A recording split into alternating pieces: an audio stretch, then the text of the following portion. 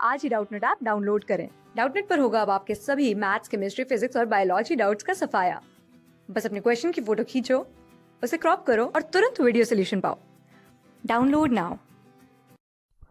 इस प्रॉब्लम में हमें दिया गया है कि हमारे पास दो बिलियर्ड बॉल्स हैं सेम साइज के और सेम मास के, ठीक है। वो जो है बिलियर्ड टेबल पे जो है एक दूसरे से कांटेक्ट में रखे हुए हैं। एक तीसरा बॉल जो है वो जो कि सेम मास का और सिमेट्रिकली जो है कोलाइड करता है, ठीक है। और इम्पैक्ट के बाद वो रेस्ट पे आ जाता है। हमसे कहा जा रहा है कि कोफिशिएंट ऑफ रेस्टिट्यूशन फाइंड कीजिए बॉल्स के लिए, ठीक है।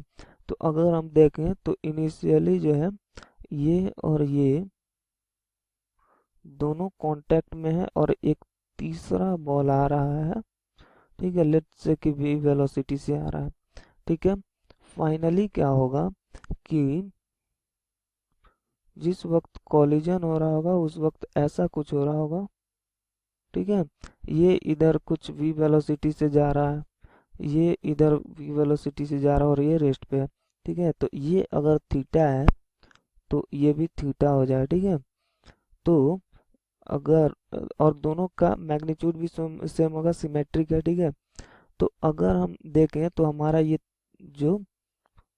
ये पूरा जो है हॉरिजॉन्टल सरफेस पे रखा हुआ है और कोई ये जो है इसमें नेट एक्सटर्नल फोर्स जीरो होगा तो हम मोमेंटम कंजर्व कर सकते हैं, ठीक है।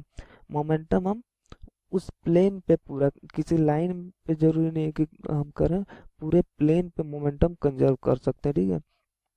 तो अगर हम देखें, ठीक है, तो ये क्या होगा कि इनिशियल मोमेंटम तो एल एम सी अगर लगाए तो इनिशियल मोमेंटम कितना है, अगर इसको x बोले इसको y बोले तो इनिशियल मोमेंटम है एम वी जे कैप, ठीक है। इक्वल्स टू फाइनली जो है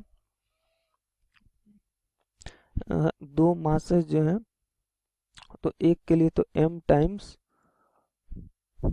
minus of v cos theta I cap, अच्छा इसको v डैश बोल देते हैं क्योंकि कुछ और वेलोसिटीज, तो v dash cos theta I cap plus of v dash sin theta J cap है प्लस ऑफ दूसरे के लिए m टाइम्स ये v dash cos theta I cap plus of v dash sin theta J cap है, ठीक है।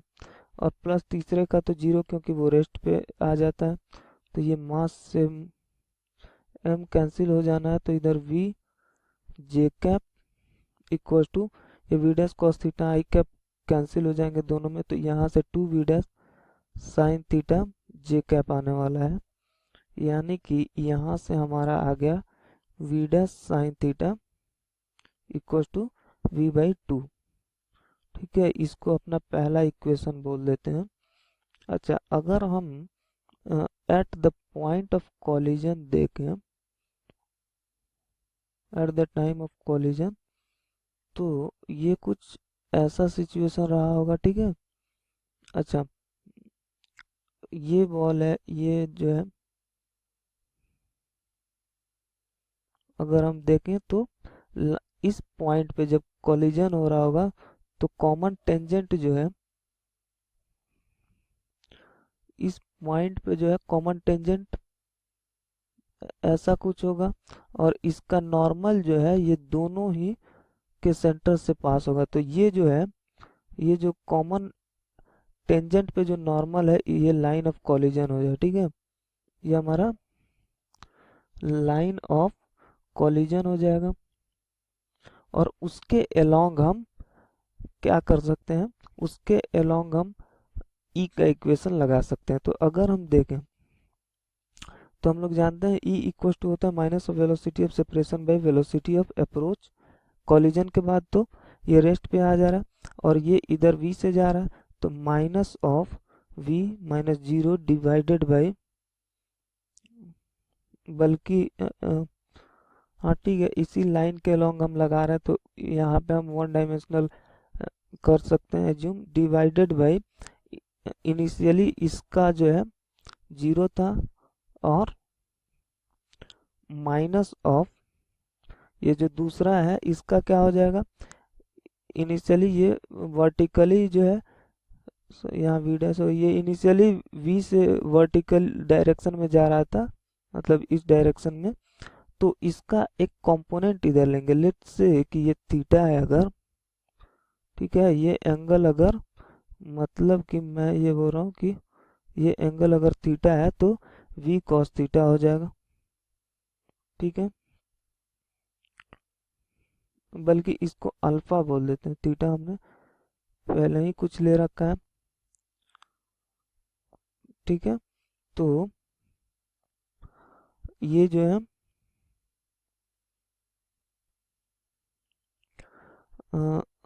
ये cos alpha हो जाएगा, तो ई क्या आ गया हमारा, ई इक्वल टू आ गया V dash by V cos alpha, ठीक है। और अगर हम ज्योमेट्री से देखें, ठीक है, ज्योमेट्री से अगर हम देखने की कोशिश करें तो हम अल्फा फाइंड कर सकते हैं,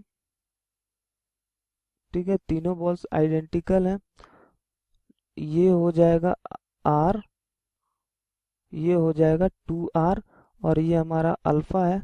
तो अच्छा,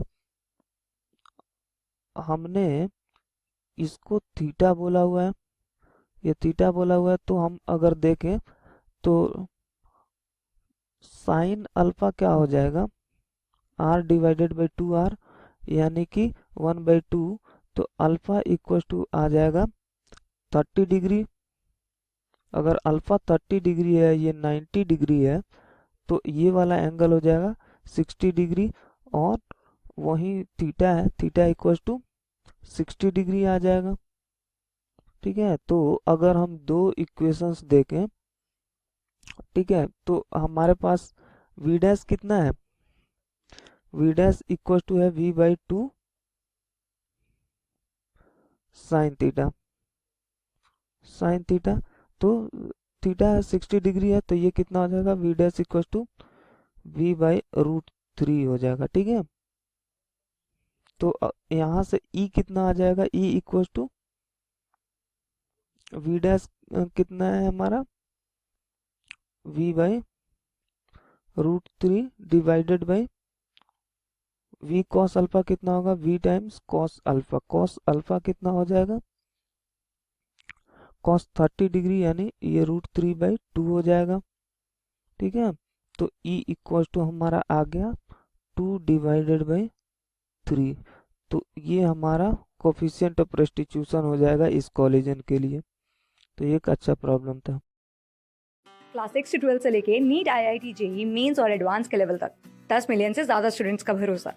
आज ही डाउनलोड करें डाउटनेट ऐप या व्हाट्सएप कीजिए अपने डाउट्स 8400 400 400 पर।